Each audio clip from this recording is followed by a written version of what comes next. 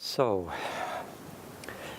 in the last week, I think you've all had a chance to delve into Hillman's writing, which is really his essence and his contribution to us. I mean, he was a very good speaker, but as a writer, he just completely carries the essence of his gift to us. He's got a capacity. I think he's really the best stylist as a writer that psychology has had. Certainly since William James, and with perhaps in some respects even more so. In fact, Robert Bly, who talked about him in relationship to William James, said that he reads Hillman every day, or this is years ago, that he always read something of Hillman every day, because there is you kind of get these sparks of insight that help one have one's own thoughts, often in contrast to Hillman's, but because of the way the intelligence and wit and often provocateur quality of his style and mood, he's extremely effective in stimulating the reader to have a kind of co-creative experience reading his work. As he says, his form of psychology is a kind of it's a poetic. It's in the poetic genre or tradition. It's calling upon the poetic imagination, the poetic intelligence and style of discourse, and he reminds us that Freud did not win the Nobel Prize for Medicine. He won the Goethe Prize for Literature, which says a lot. So we spoke last week about Hillman's allegiance, on the one hand, to the fallen world, to the world of human limitation and finitude and mortality and suffering and symptoms and psychopathology and messy emotions and the multiplicity of the interior psyche. But it's a world that's fallen in the sense that he's not so interested in the ideal, mystical, spiritual world. But he does contrast the world of the literal, ordinary reality that most of us live in, at least live in the... He contrasts the ordinary reality of mundane, literal life with the imaginal realm, with the realm of the psyche as fantasy, as dreams, as the archetypal dimension. And so he's got this allegiance to soul on the one hand, and this allegiance to the world that the soul inhabits, or that in a sense, soul is inhabited by world. He always is reversing and showing how soul is not in us, we are in soul. And he moves more and more towards recognizing that not only does everything that we see in the world, every thought, every perception, is it informed by the soul, by archetypal patterning, by the psyche's intrinsic structures, but in fact the world itself is ensouled. That's the big transition he makes in the course of his career. So there's a fundamental dialectic that he sets up between, on the one hand, the literal material world that is the focus of let's say, modern scientific cognition. And then the world of our actual experience that is ensouled through and through. And then he is contrasting that with a third posture of the spirit. So there's spirit, soul, body. There's and the soul represents this third place, this place in between, that is for him a source of great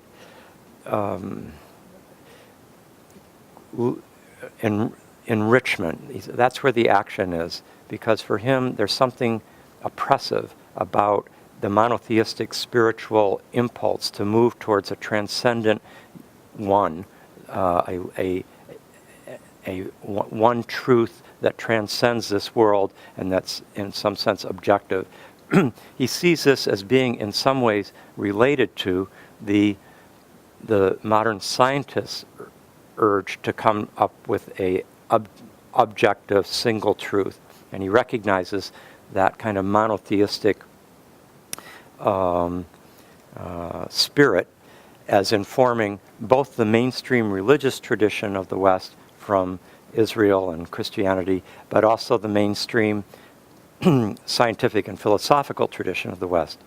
So soul for him is, he's on a kind of crusade, if we can use that word. I mean, it's interesting, he always sets himself up against the heroic ego,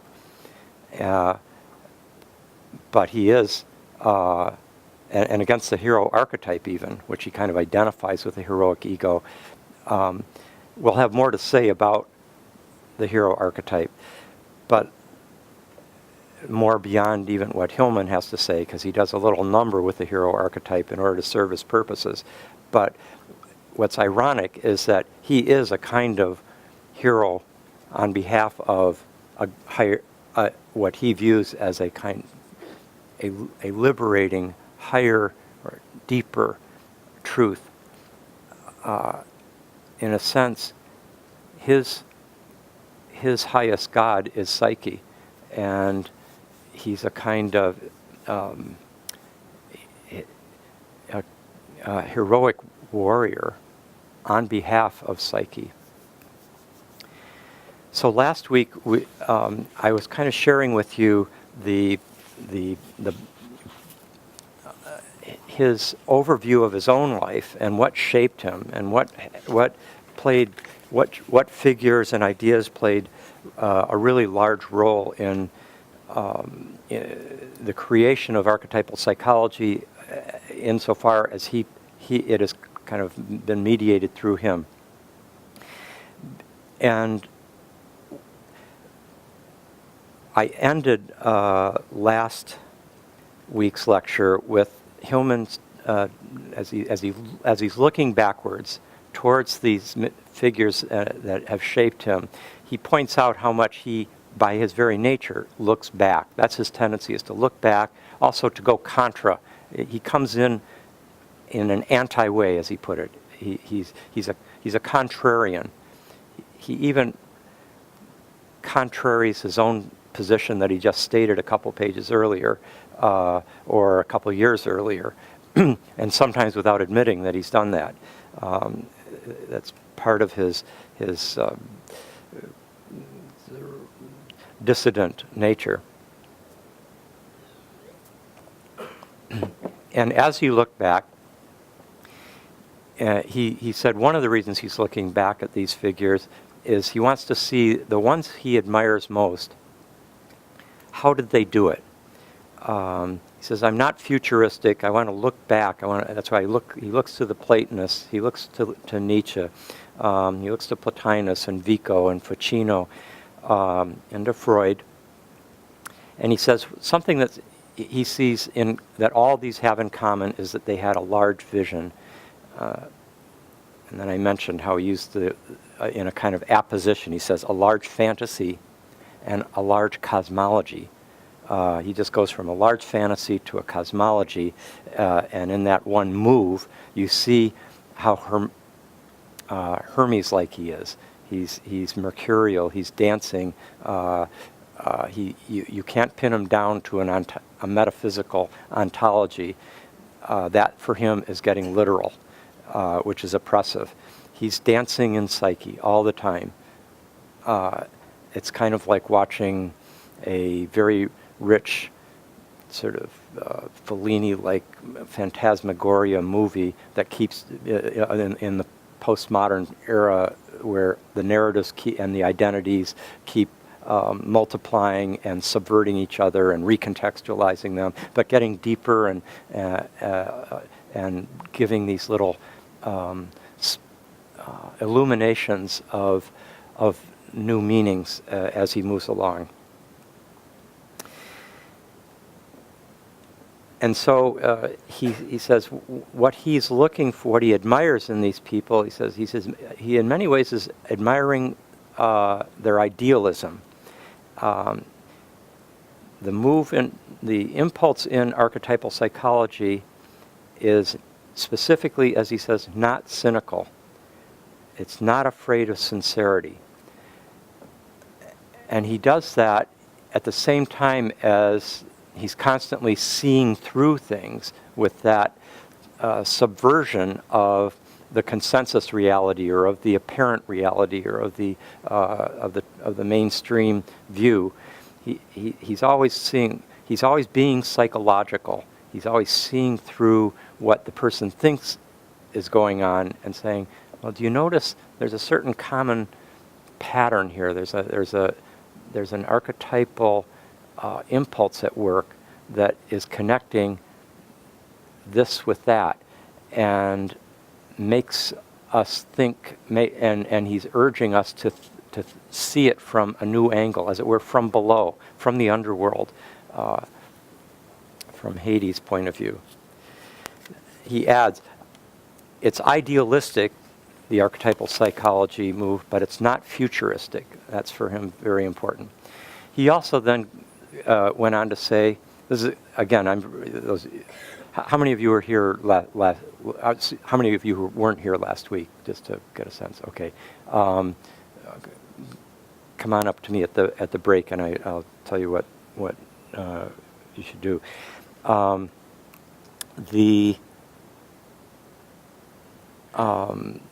What I'm drawing on right now are lectures that he gave when he was around 70. A series of lectures that he gave, mainly in California, mainly in Santa Barbara, where he was looking back on his life and in a very rich kind of flow of self-reflection, sharing a kind of autobiography of the mind, but not just of his own mind, but of the community that brought together archetypal psychology beginning in the late 60s and early 70s. And so he describes this school, if we can use that word in a very loose way. He points out, by the way, that like the academy, Ficino's academy, the Neoplatonic or Platonic academy, is in Florence in the 15th century. It's often called like a school or an academy. He says, really, it was a relatively small group of people who were excited about an idea, a perspective, a new horizon opening up, an interest in many new texts that were becoming available, and a new perspective that shifted the mainstream scholastic or Catholic university teachings, etc., and that was the crucial factor in mediating the Renaissance in Italy. But it was just, we call it a school now, but it was nowhere near as much of a school as, for example, CIIS is. It was far smaller and involving a much more informal kind of active network of kindred spirits. So he describes the archetypal psychology school or orientation as being, quote, not really empirical, despite Jung's claim. Remember I talked about last week how Jung always was saying that he's an empiricist, And when he says he's empirical, Jung really means he's talking about phenomenology. He's talking about, Jung didn't use the word phenomenological. He said empirical. He was looking at the phenomena of his own experience, of his patients' experiences, of the visions and disclosures, the writings and paintings and images that came from a wide range of figures throughout history were of interest. Those were the phenomena, and he was being empirical in the sense that he was paying attention to the evidence of psyche in all its many forms: art, psychopathology, dreams, etc. But as Hillman's saying, in terms of archetypal psychology, while it is empirical in that sense, it's not empirical in the sense of being based principally on cases. When you read revisioning psychology, you don't have the sense that you're reading a psychology textbook based on a lot of cases.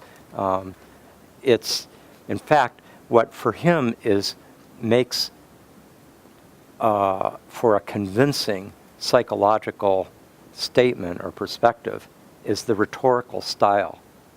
What convinces us is the rhetorical style, not evidence, not logical method. And this goes back to the tripartite division that I had mentioned last week that he got from Christou about the different forms of the ways in which psychology can be validated. Logic is one, experiment is two, and meaning is three. And meaning is specifically in relationship to psyche or the soul. Experiment tends to be more related to the body and the behaviorist point of view, and logic is much more deductive. So he's very much in the third camp there, and that's why the rhetorical orientation. That's why the style of both the things that you read this week, Revisioning Psychology and the Saturn on Senec's Consciousness, is so stylistically vivid. You can tell, while he clearly must have a creative capacity for spinning.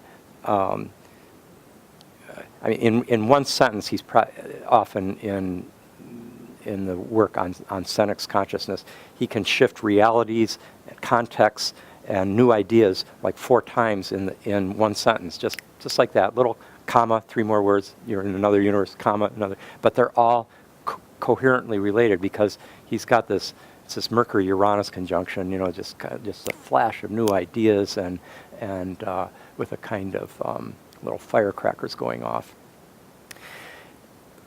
And even though that seems to come to him very easily with a kind of spontaneity, there's a lot of art that's gone into the final form that it takes. The rhythm of the sentence, the knowing when you can get away with doing something and when you can't.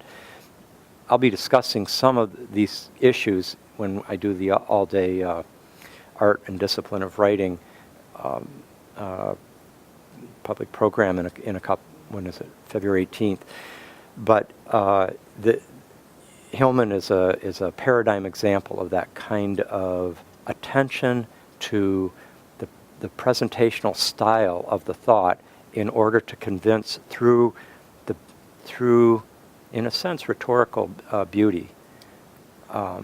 As he says, there's no beauty in psychology textbooks. He hates it. He says the soul wants to be swayed. The soul wants to be moved, and nothing moves us like beauty. That's why he points out with pride that the Italians have published everything that Hillman wrote. Every single thing the Italians have published. And I may have mentioned last week, they also gave him this is around 1981 or 82, there was a grand ceremony in Florence, where in this big sort of hall of mirrors, the gold gilt-edged big mirrors, and the mayor gave him the keys to the city or some very high honor with a medal, and as a kind of champion of culture and of the Italian Renaissance and so forth. I mean, you could see Hillman spoke to that part of the Italian soul, and they viewed him as one of them. And he knew Italian pretty well. He's very multilingual, but he told me that he practiced the Italian so that he could deliver the entire lecture in Italian, kind of memorizing it, doing it as perfectly as he could. This was the Anima Mundi, by the way. What became Anima Mundi, the return of soul to the world, that's the one that he gave that in Florence that got that honor. He contrasts it from the Italians with the Germans. He says the Germans haven't published everything that he's written, nor France, but Brazil has and Japan has. And he says what they all have in common, Italy, Brazil, Japan, he said, they're all aesthetic cultures. Now, the French, I'm sure, would just be delighted by being told that they were not an aesthetic culture. But one could say France is aesthetic too, but it's more chauvinist in certain ways. I mean, that if you're high culture, highly educated French, what else is there that's really worth?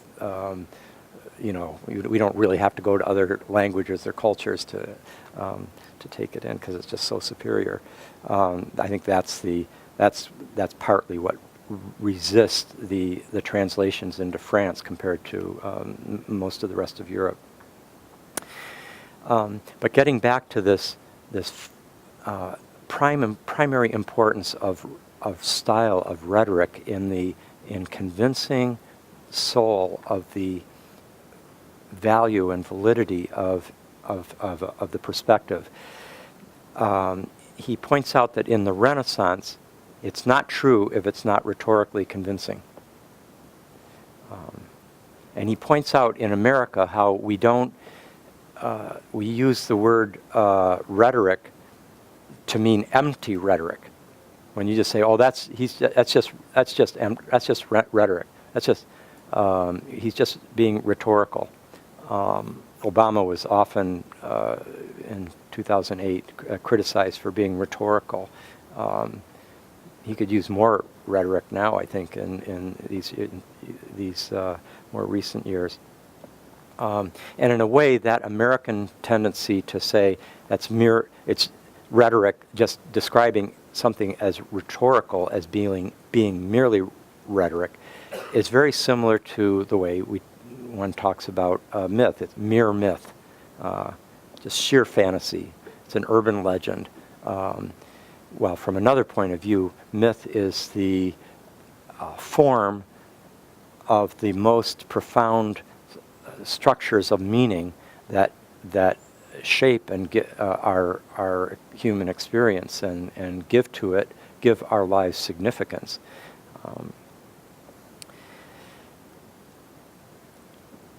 Hillman points out that empiricism, in our scientific terminology and also in mainstream psychology, has been rooted in experiment rather than experience. And so he rightly points out that empiricism needs to, as a word, as a concept, needs to be reclaimed. So in that sense, empiricism is a good. And of course, in that sense, William James is the great avatar of that position with his work in radical empiricism. If we're going to be empirical, we need to bring in the whole, everything, inner and outer worlds, all the subtleties of interior experience, varieties of religious experience. For example, that great William Jamesian contribution to our last century's intellectual life is in some ways one of the great testaments of a radically expanded empiricism. All of transpersonal psychology, in some sense, could be said to have come out of that book. He's the godfather. Then Hillman talked about about good writing, how he said good writing depends on a certain constriction on your own vanity, not being so attached to one's darlings, as the phrase is in your writing. And he says, in this, economy is a great helper. He said, always try to keep it concise, keep it hard. And he's very devoted to the craft of writing. Getting it right is important, and that involves a practice. Going back to his biography, remember we talked about how Dublin, Ireland was really his major first European, well, Paris. He was also at the Sorbonne, and got that kind of that existentialist download while he was in Paris in the late 40s, but also in Dublin, where he got his first degree, his undergraduate degree. It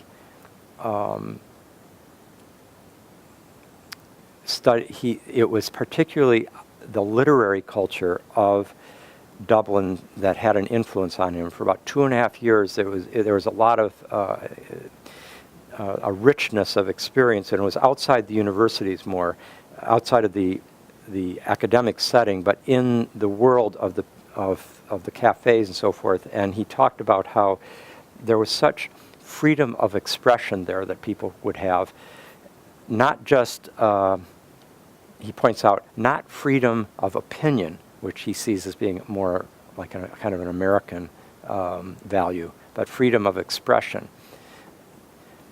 Notice how he constantly goes to America as the fall guy, the thing to kind of contrast the more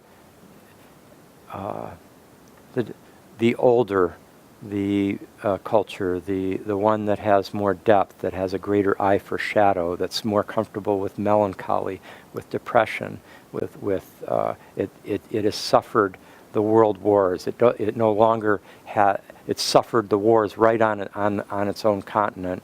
It doesn't have that naivete and puer mania that the U.S. does, the American psyche. That's particularly, I think, in the earlier years. As he in the 80s and 90s, I think he became more and more. He started to take in more and more what the American experiment was all about, and we'll get to it later when, like, for example, the Civil War became almost a kind of sacred focus of his for a while there. While he was talking about rhetoric, I was in the room, and again, it was probably similar number of people in a room about this size there in Pacifica at Santa Barbara, and I said to him something about the rhetorical power in revisioning psychology, and why I thought that it continues to have that kind of special place in the literature. And he said, most of my writings began as talks, as this one did, those first, the 4 lectures that he gave at Yale. Most of his writings begin as talks, and they were meant to be spoken. The rhythms are there. You really see that, you really hear that, really. The rhythms are there. I always urge people, when they're writing, before they finish with a sentence, read it aloud so that you can hear it. The music of it's really crucial. That if you get the pacing right, the right kind of sequence of words, long words, short words, long sentences, short sentences, that then the meaning often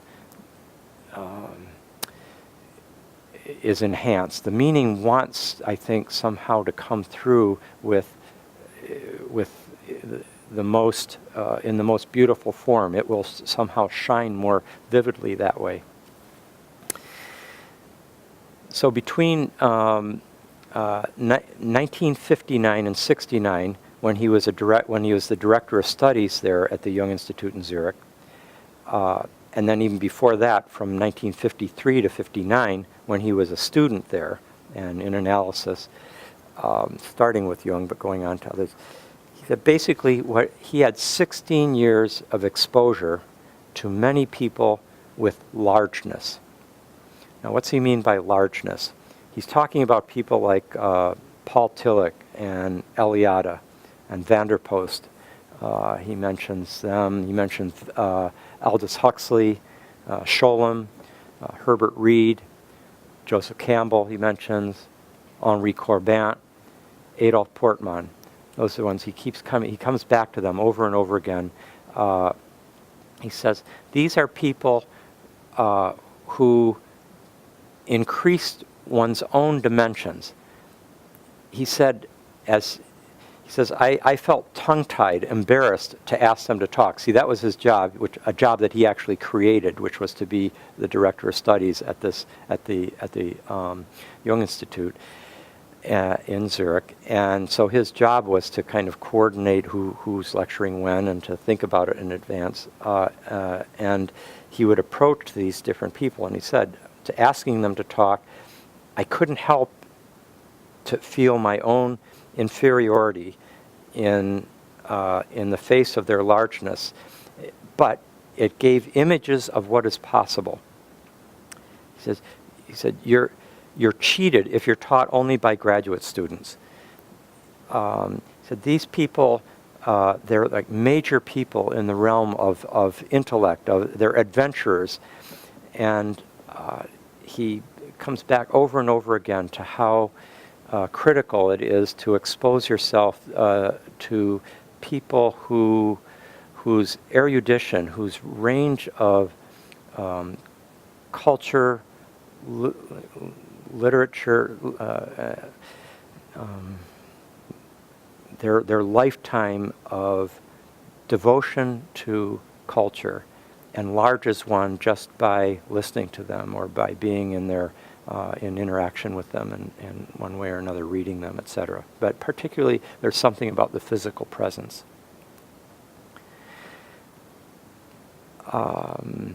Now, in terms of the topics that started from the beginning to engage him, he said, he pointed out how important alchemy was. And he said, I noticed in the mid-60s that no one was teaching it in the Jungian world, even though Jung's work was nearly a third alchemical. Nearly a third of Jung's published work was alchemical.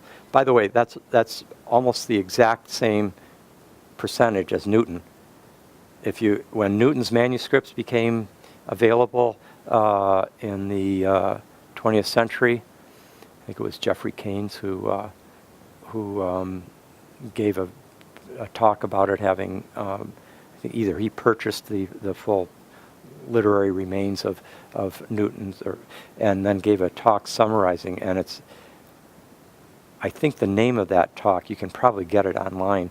It's very remarkable. It's called, The Last of the Magi. That Newton was not just the first of the modern scientists, he was the last of the Magi. And he was just obsessed with alchemy, and it occupied at least a third of his writings, as did biblical prophecies and so on. But anyway, even though Jung was so focused on alchemy, people were not doing it. And in fact, Hillman also said that about astrology. He said, I'd invited him to come to Esalen, not to give a workshop, but just to, enjoy it and get acquainted with what we were doing there and take in its beauty. And we were walking through the garden, and he said, in the 1950s in Zurich, I had to study astrology in the closet. People were not doing it, even though Jung's still alive in the 50s and was writing about astrology left and right. But Jung somehow could afford to be way more out there than this next generation. And that's very typical in the sense that, if you think about Jungian analysts attempting to gain professional parity with the psychoanalysts, the Freudians who had the upper hand at that point in the psychiatric world, to have astrology and alchemy be your calling cards doesn't exactly recommend you to high intellectual status.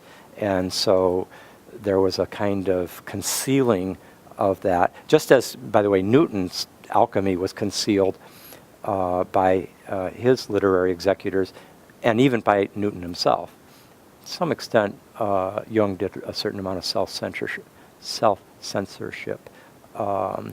He didn't talk in public about how that he was using astrology with all his patients, but he did in private. And I think those were all very intelligent, strategic moves. But Hillman's oppositional streak, as he put it, made him seek out these esoteric strands within the tapestry of the Jungian corpus, and a lot of it. But what's important is that Hillman could see so symbolically. He was always seeing archetypally and not literally. So when you read on Senec's consciousness, you're reading probably as splendid a treatise on the Saturn archetype as you're likely to read ever. On the astrological Saturn, it's just, he's got it down so well, so richly in so many dimensions. But it's, for him, less important where you have Saturn in your birth chart than to understand this God, this pervading symbolic power that luminously shapes our entire civilization. And he's not a literalist, and he always shies back from following the metaphysical or cosmological implications of his astrological or alchemical insights. Particularly, this gets dicey with astrology, where he's following his transits carefully and birth charts, etc. But is more wanting to use them as a stimulus to the deepening of his soul experience, rather than to find out anything about the nature of the literal cosmos. Okay, now I want to say a few words about Jung in relationship to Hillman, from Hillman's perspective.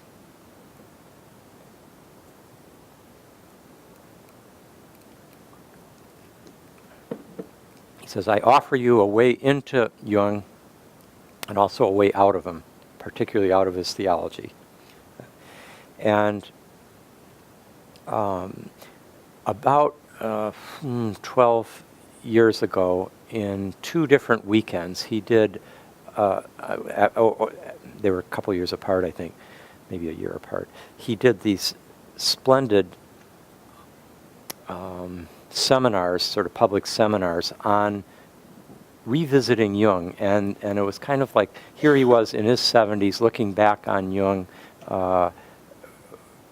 and Jung's whole life and contributions, and you could sort of, while a certain amount of Hillman's work can be seen as a striving against at least orthodox Jungianism, you can, by this point in his mature years, and elder years, he's and when Jung is, remember in the 90s when the Jung cult came out, and there was like a by what's his name, Richard. Sorry, I'm blocking his name. Someone, the only person I refused to shake hands with. He was so unethical in his work, but anyway, he came out with a couple of books on the Jung cult and another one that were essentially distorting Jung into this, kind of basically sort of proto-Nazi cultist, and who was inflated with delusions of divine self-deification and so forth. I mean, just all sorts of misreading of things, and etc. But Hillman points out that impulse to take down the exalted Jung was a compensation to the over-exaltation of Jung within the Jungian community, and but he in this series of talks that he gave over these 2 years, he did something. One of the titles was "In Defense of Jung," and there is a very noble revisiting of this great figure who had so much influence on Hillman's own life, but also in the kind of dialectical way. So he points out how Jung is subject to many readings. What are the essentials, though, in Jung? What's consistently thematic? Now, when he does this, and when he kind of lists what he views as the most essential themes within Jung, he's doing it from his own perspective. So he's pulling out, in a way, those strands within Jung that he can most ally with and that are most vivid. He says over and over again in different ways, every psychology is a confession. He's getting that phrase, by the way, from Nietzsche, who says every philosophy is a confession. Now, that was a big move when Nietzsche said that. Every philosophy, even say every science, every perspective is a confession. That's why Nietzsche's the Socrates of the postmodern period. He's the person who articulates in the most compelling form possible how much what we think is objectively true is, to an indeterminate extent, being shaped subtly by the structures and assumptions of our own subjectivity, often in ways that we don't want to know about. But Hillman is now wants to revisit Jung and get to what he sees as the essentials, and you'll see how much the essentials in Hillman's Jung are, in some ways, the places where Hillman can bridge to Jung in a vital way. So the very first thing he points out is how interested Jung was in the odd phenomenon. Parapsychology, the theory of associations, out of which the whole idea of complexes comes from that, from the association experiments. Even the association experiment itself is looking at the odd phenomenon, where a person's being tested to see how long they take before they come up with a word in response to the word given by the tester. It's checking to see is there something odd, because where the odd thing is, where the anomaly is, that's where there's something happening underneath the surface that should be attended to. The odd distortions. He was interested in flying saucers, this is Jung, in Kundalini, in the I Ching, in synchronicities, the odd phenomenon, synchronicities, that odd coincidence that just makes you go, what? How could What's going on? Who's orchestrating this? He was interested in schizophrenia. Each of these are the odd phenomenon. Now, he was interested in these because it's the stone, and this is a classic Jungian trope. Jung would say over and over again in a kind of biblical, in a directly biblical way. He'd say, "It's the stone that the builders reject." That's what becomes the foundation. That's what is discovered to be essential. The stone that the builders rejected. If you go to, if you ever have the fortune someday to visit Jung's tower at Bollingen, which he built, he sculpted, he designed. I mean, he did. There's no electricity there. He'd spend months at a time there, and there are carvings and carvings in the stonework, and everything is like this. It took years and years of patient activity and sort of soul work and artistry on his part to create this tower. And right along the lake there in Lake Zurich, there's actually a large stone there that the builders rejected. You can see across the lake where they were getting the stones from. There's a mining site over there on the other side of Lake Zurich, and they were taking those stones from there and bringing it over to the builders that he would hire to help do the heavy work, and he did a lot of the heavy work himself. He did he'd do his own sawing of wood. 80 years old, he'd cooking with food, etc. He'd sail go out into the lake on his sailboat and go to a nearby village and pick up some wine for the evening and then come back. And that's a lot of Jung's depth, I think, was made possible by his capacity to withdraw from the busy, mundane world for hours at a time, or sometimes days at a time, or occasionally more, so that he could pay attention to the interior world. Very difficult to do today, but so important. Take that email holiday. It's a holy day, in a sense, as holy as the internet is, in a certain way. But if you're always plugged in, you never have that chance for the depths to speak to you in the silence that you need to have sustained to hear.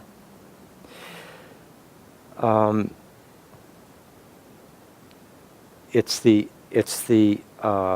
stone that anyway, so he took the stone, this one stone that the builders wasn't right for the building. They sent it over by mistake, and Jung, of course, said, "Don't send it back. That one's mine." And then he creates a very powerful. He sculpts carefully, in the stone, these writings and these symbols. It's a child born in the manger, at the far edge of the empire, from the center of power. It's the stone that the builders rejected. It's the odd phenomenon. That's the holy thing. And that's true for Jung. It's true for Hillman. The next theme that he stresses in Jung is the archaic, the archaeological orientation of Jung's psychology. And this is the dream that Jung has of the levels of history in his own home in the dream, the levels of history in his own psyche. And he extrapolates from that the archaic levels of culture that inform the collective psyche, so that you can get down to the daimons, to the instincts, to the animals, to the ancients, to the million-year-old man or woman inside us. That archaeological orientation, that archaic orientation, is crucial to Jung. And Hillman points out something I'd never noticed until he said it, but it's so correct. He said, you don't find quotes from great spiritual masters in Jung. You get archaic quotes from the odd occultist, the barely known alchemist in the later medieval period or early Renaissance. I mean, it's just, that's what he's interested in, that odd phenomenon. Third thematic in Jung is the phenomenological. Look at things as they are, just so. That's his empiricism. And paying attention to fantasy. Fantasy reflects the psychic energy in image form. He quotes Jung, fantasy as imaginative activity is a direct expression of the psyche. Next, he points out that Jung was a heretic. And as I mentioned last week, Hillman delighted in the fact that at Jung's funeral, there's a little church near Jung's house where the funeral took place. I saw it a couple of years ago. And the minister there actually called him a heretic in the course of the sermon, in the course of the funeral. I'd love to know the tone of voice that, like why he was saying it or in what context. There's different ways of saying it. Obviously, when Hillman says it, that's high praise. And a lot of, he points out, as many of us know, that a lot of Jung's greatest papers were on the Trinity, on the Mass, certainly Answer to Job, where he added adding the fourth to the Trinity, adding the feminine principle to the. Remember how Joseph Campbell used to call the Trinity two guys and a bird.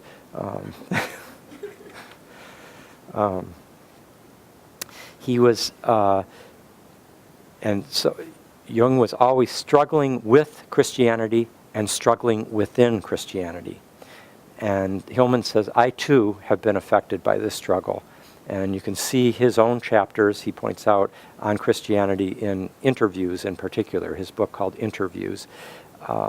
And one of the reasons for doing so is he says, our unconscious, we have a kind of unconsciousness of Christianity in our culture, and I try to help us see through it. And you see that over and over again in revisioning psychology. He's trying to get us to see through the unconscious Christianity, even in post-Christian intellectual culture. This is a big part of Hillman's motivation. Now, he feels that Jung has, when you read Hillman on alchemy and compare Jung on alchemy, you'll see a difference. And this difference has to do with, Hillman feels that Jung has, unfortunately, in his point of view, in Hillman's point of view, read alchemy in a Christian way, in the sense that he sees the alchemical process as leading to a goal. That's like a real negative in the Hillmanian value system, leading to a goal. That's so, 20th century American. Leading to a path of salvation. And this way of reading alchemy is followed very strongly by Edinger and von Franz, who were the principal second generation Jungian, classical Jungians, who were kind of protecting what they saw as the Jungian legacy with quite a bit of fierceness. And Hillman, this absolutely brilliant, creative new generation, was like the problem for Edinger and for von Franz, and vice versa. So Hillman, by contrast, reads alchemy phenomenologically as a background of psychological moves, not as stages and all that. And this reflects Hillman's whole focus, which is Hillman, he's not into being healed. He's not into being graced with a mystical, transcendent experience with a sense of the sacred marriage that is the alchemical achievement or climax. Or he hasn't, this isn't part of Hillman's universe, like this, the sacred marriage, the spiritual rebirth, initiation. And because it isn't, but because at the same time he's so deep-souled and symbolically discerning and sophisticated, he reads alchemy as something that opens up richness of soul, here and now, in the fallen world, in culture. And so that's why that's how he reads the alchemical works. And he dislikes fitting all of alchemy into the Jungian program of unifying the opposites. Conscious and unconscious, king and queen, ego and self, which is what Jung did, what Edinger did, what von Franz did. I mean, Edinger in particular is a kind of reifier of Jungian thought into a kind of system. And Hillman sees the shadow of that, of constantly seeing the world as constructed by opposites that lead to a synthesis. He's kind of anti-Hegelian in that way. And by recognizing this shadow, he's seeing the shadow of people who devote themselves over muchly to the individuation process. And think about that. I think we can all agree, we can recognize this. You recognize it whenever you're in an ashram. You recognize it when you're in, even in worlds that are more psychologically self-reflective and self-critical in this way, but where Jungian individuation, or let's say in Stan Groff's world of where the focus is on the death-rebirth process, ego death, the perinatal journey. If there is too much emphasis on the goal of individuation or the goal of the ego death and spiritual rebirth, this is me talking, not Hillman, but I think it's in the spirit of Hillman's point of the shadow side of that that obsession. That's where spirit can indeed become oppressive over soul. And when we think about all the people who keep trying to reach a goal, to move from this place where they are to get to that ideal resolution of the opposites, of the perinatal process, there's an avoidance of the present. Now both Jung and Groff are themselves, they have built-in correctives to that. They're very aware of this shadow.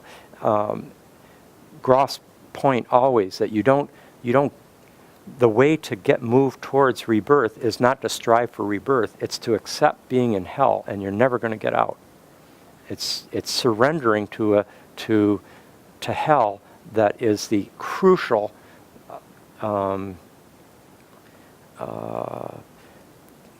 prerequisite for moving out of hell. And as long as one's resisting it and saying, well, it's just a matter of time before the acid wears off or whatever, it's not going to do its work.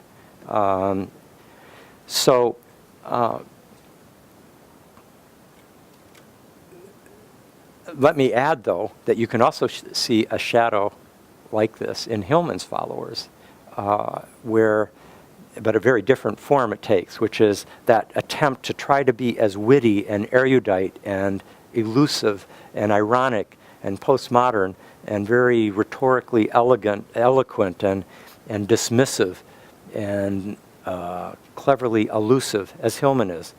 Virtually everyone fails.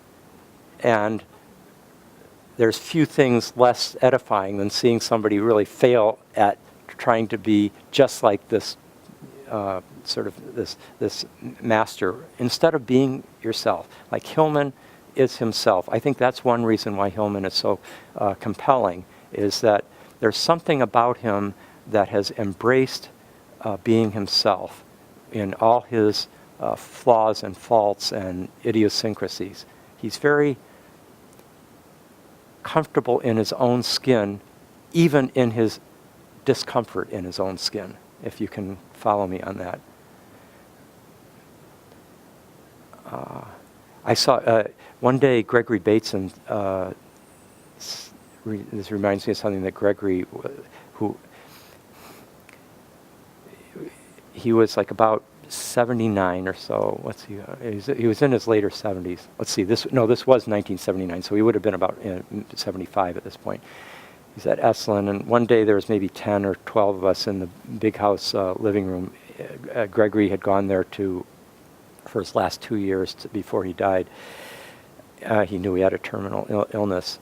And we were all in a circle, and for some reason at this point of the whatever group, I can't remember the context, everyone was sharing kind of like where they were in their journey or how they were doing, etc.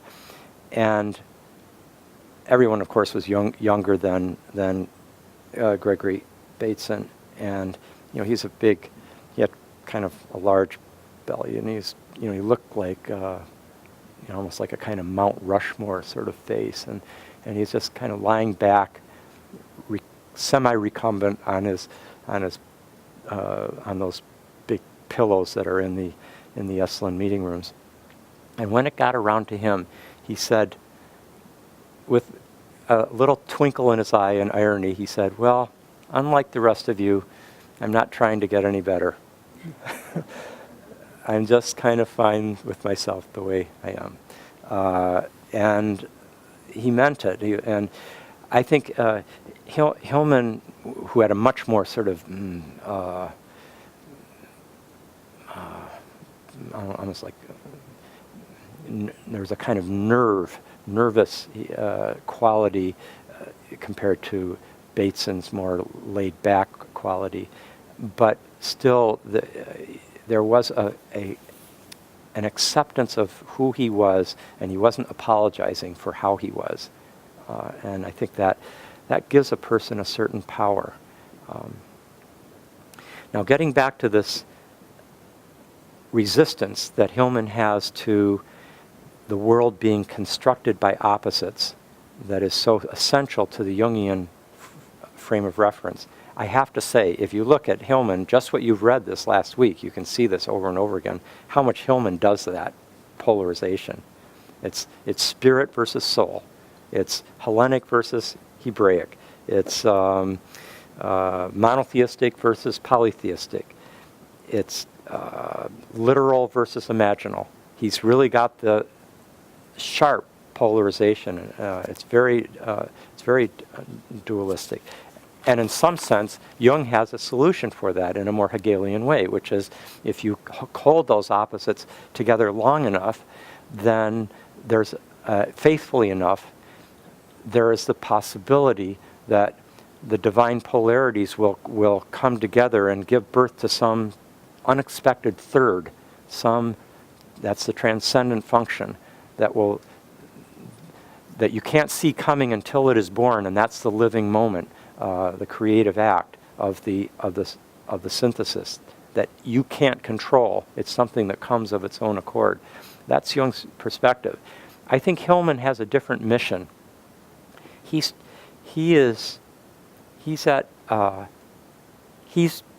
serving the tightening of the dialectic. He's serving the fidelity to those polarities without moving prematurely to a resolution. If you go too fast to the resolution of the opposite, it's not earned, it's not deep, and it's going to suppress something, and there's going to be a shadow.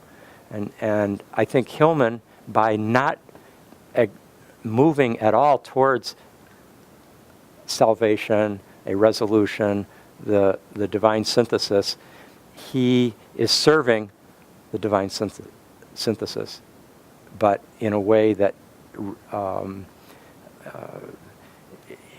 I think in that respect, he is doing what the entire postmodern project is doing, which is to tighten the dialectic, not allow an easy way out. And then it's going to be, then if a resolution is to come, it will be much more authentic, it'll be much deeper, it will have acknowledged the complexity and the ambiguity. Now for Hillman, the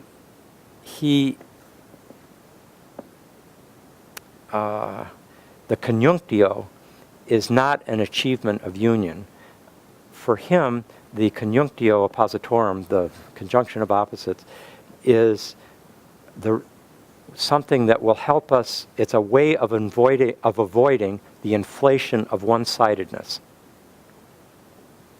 So,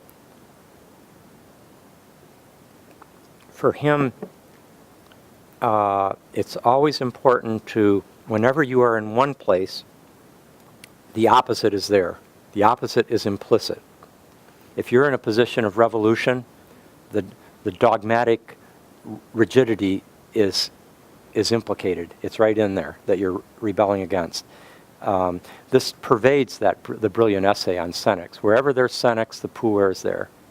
Puer is short for puer aeternus, the eternal child. The old and the young are mutually implicated. The senex is implicated in the puer and vice versa. And we, even biologically, you see that, how much like the very old person can become like a child. And the very, very young infant, just born, can look like a very old person. The synthesis of opposites is already there in a very kind of vivid way.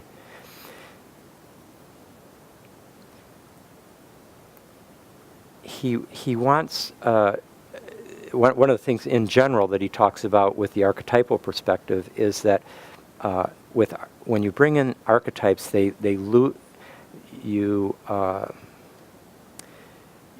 you're moving beyond the dryness of conceptualization and allowing a moistening by life. And you can't just make that happen. It's something that happens in the life of soul. And keeping with the alchemical orientation, he looks at the New Age as a whole as being trapped in the white. The New Age is trapped in the white, and psychiatry is trapped in the dark of clinical practice, in the negredo, treating illness. You see how he can just with one sentence, he just say, the New Age is trapped in the white, and you go, yeah, I see what he means. Or psychiatry is trapped in the dark, in the negredo.